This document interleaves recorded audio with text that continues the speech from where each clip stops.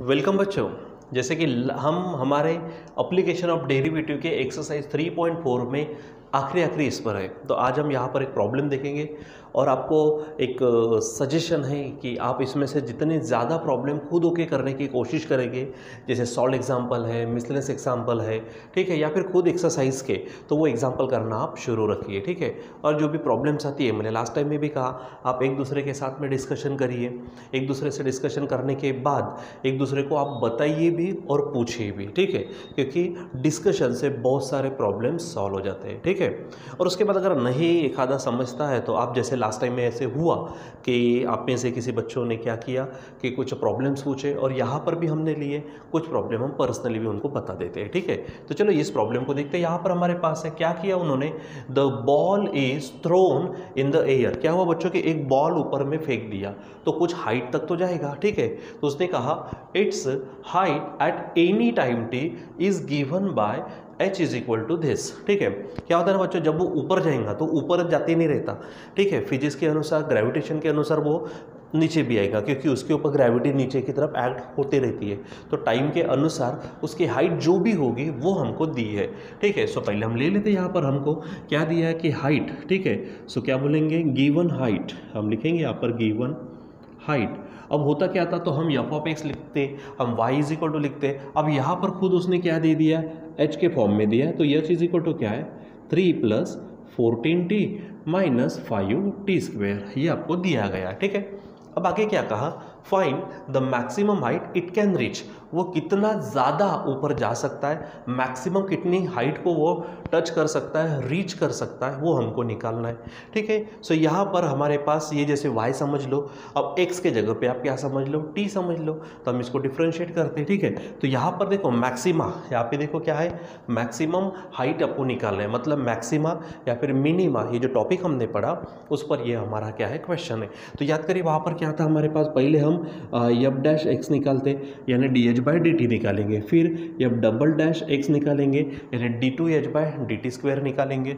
उसके बाद में हम f dash x is equal to 0 check करते, और इससे हमको x इज इक्वल टू मिलता, वहाँ पर हमको t इज इक्वल टू मिलेगा। फिर वो जो x की वैल्यू वो हम कहाँ रखते, डबल डैश पे रखते, और वहाँ पे हम चेक करते कि हमारा फिर डबल डैश का जो वैल्यू वो निगेटिव आता कि पॉजिटिव आता। अगर पॉजिटिव आया मतलब ग्रेटर देन 0 तो हम कहते कि मिनिमम, अगर वो निगेटिव आया मतलब लेस देन 0 तो हम कहते हैं मैक्सिमम। ये हमने देखा हुआ है। चलो यहाँ पर भी देखते, तो डिफ्रेंशिएट करते, क्या बोलेंगे हम, differentiate with respect to t, ठीक है। तो चलो क्या होगा, d h by d t, मतलब ये हमारा पहला होगा एफ डैश, ठीक है। सो यहाँ पर 3 कांस्टेंट है, 0 हो जाएगा। यहाँ पे 14t है तो 14t का तो 1 होगा, -2 नीचे आएंगे तो 10t हो जाएगा, मतलब सिंपली लिखेंगे 14 - 10t, ठीक है। चलो अब फिर से डिफ्रेंशिएट करो, यानी क्या बोलेंगे हम, again differentiate with respect to, ठीक है, क्या बोलेंगे हम, t। तो क्या हो जाएगा ये, d2h बाय dt², ठीक है। यानी यहाँ पर एफ डबल डैश निकालेंगे हम, तो ये 14 का फिर से 0 हो जाएगा, -10t है तो 10 रहेगा, t का तो 1 रहता, यानी सिंपली दैट विल बी -10, ठीक है। Now we will check this, f dash x is equal to 0। So let here now we have dh bye dt is equal to 0, let dh bye dt is equal to 0. Now put the value of dh by dt, and that is nothing but 14 minus 10t is equal to 0.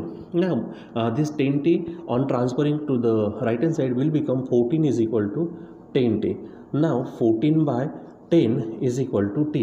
So finally we will get t is equal to, you can divide both the numbers by 2, so that will be 2 7s and 2 5. Now we have the value of t as 7/5. So we have found it. हमने जैसे x निकालना था वहाँ पे हमने किसको निकाला है, t को निकाला। अब इसको कहाँ पुट करेंगे हम, हमारे ये डबल डैश में। डबल डैश का मतलब d2h बाई dt² में, यानी क्या बोलेंगे यहाँ पर हम कि d2h बाय dt² किसके ऊपर, at t is equal to 7/5। Check it. तो क्या हो जाएगा, यहाँ पर देखो एक्चुअली एक कांस्टेंट t है, चलो अगर t होता तो we might put t is equal to 7/5, 5, लेकिन अभी है ही नहीं, तो डायरेक्ट क्या आएगा हमारे पास में -10। हमने रखा रहता लेकिन अभी रखने की ज़रूरत नहीं है। सो -10 आने के बाद में it is less than 0, you know. अगर लेस दैन 0 है तो हमारा जो फंक्शन होता है वो मैक्सिमम लेवल पर होता है, यानी क्या बोलेंगे, सो एच इज़ यानी हाइट जो फंक्शन है is maximum at t is equal to 7/5। t is equal to कितना है 7/5, ठीक है। And it's a maximum value, क्या बोलेंगे, इट्स मैक्सिमम वैल्यू किसकी किस पर, at t is equal to 7/5, ठीक है। तो इट्स मीन एच की, तो एच आप लिख सकते एच मैक्स, ठीक है, किस पर t इज इक्वल टू 7/5। तो एच क्या है हमारे पास 3 + 14t - 5t² है। चलो t की वैल्यू रखो तो ये 3 प्लस ये 14 है इंटू 7/5 होगा, माइनस ये 5 है और यहाँ पे 7/5 होल स्क्वेयर। सॉल्व करेंगे तो 3 है, ये इसको सॉल्व कर लो तो 14 7 98, 98/5 होगा, माइनस यहाँ पे स्क्वेयर है यानी 2 बार 5 होंगे तो एक बार कटेगा, तो 7 का स्क्वायर 49 और यहाँ पर 5 ही बचेगा, ठीक है। सो चलो यहाँ पर थोड़ा सा सॉल्व कर लेते हैं हम। सॉल्व करने से हमको जो भी मिलेगा हम देखते हैं यहाँ पर, ठीक है। सो ये तो 3 है हमारे पास, ठीक है। या फिर आप एलसीएम निकाल सकते हैं, सीधा सीधा एलसीएम क्या हो जाएगा 5 से मल्टीप्लाई करो तो 5 3 = 15 प्लस यहाँ से 5 जाएगा तो 98, माइनस यहाँ से भी 5 चला जाएगा तो 49, ठीक है। चलो अब हम क्या करते हैं, इसको सॉल्व करने की कोशिश करते हैं, ठीक है।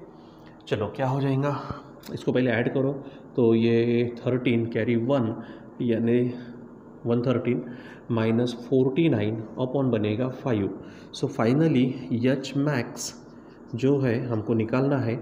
सो 13 में से ये एक स्टेप और लगेंगे हमको, तो 13 में से ये गया तो 4 कैरी 4 यानी 5 यानी 6 होगा और ये 5, ठीक है। चलो अब फाइनली क्या होगा एच मैक्स यानी मैक्सिमम हाइट, तो 5 1 = 5, ठीक है। उसके बाद बचा 1 यानी 14, तो 5 2 = 12, 5 2 = 10, तो बचे 4 यानी 40, तो पॉइंट लेकर 5 8 ज़ा, ठीक है। अब उसने मीटर सेंटीमीटर ऐसा कुछ कहा नहीं है, सो इतना ही रख दो, जो भी रहेगा आप यूनिट शब्द डाल सकते हो, ठीक है। यानी उसने जो कहा था आपसे क्या कि find the maximum height it can reach, ठीक है, यानी आप इसको इसमें लिख सकते हो, ठीक है। So the ball can reach the height, कौन सी, द हाइट कितनी है हमारे पास में, ठीक है। यहाँ पे कम मैक्सिमम शब्द डाल दो। So the maximum height the